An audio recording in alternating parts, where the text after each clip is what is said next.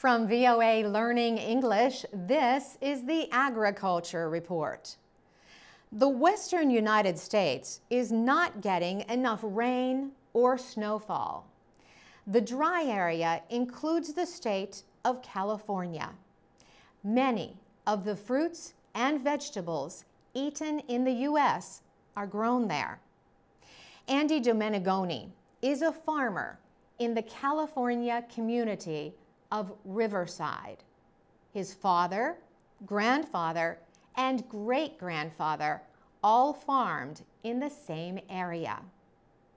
Andy Domenegoni says farmers have good and bad years, and this is one of the bad years. He recently took a VOA reporter to a field where seeds were planted a month earlier. There were no signs of plants growing.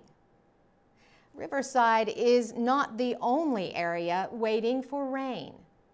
Bill Pulsert is a climatologist at NASA, the U.S. Space Agency. He says drought conditions in western and southwestern states have been getting worse for the past 10 years.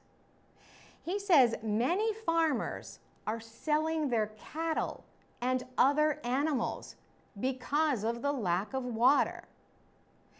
He adds that Southern California is dealing with the worst drought since officials began keeping records more than 130 years ago.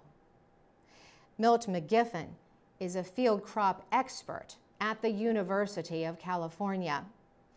He says the drought in California will affect many people for years to come. He says food prices will be higher and less food will be produced. He says that as the population increases, the amount of water for each person is decreasing. Mr. McGiffin says that cannot continue. And he says a technology solution is urgently needed. A United Nations report says world food prices in 2013 were among the highest ever. Experts agree that there is no easy answer to the problem of making sure farmers have enough water to grow their crops. For VOA Learning English, I'm Carolyn Prasuti.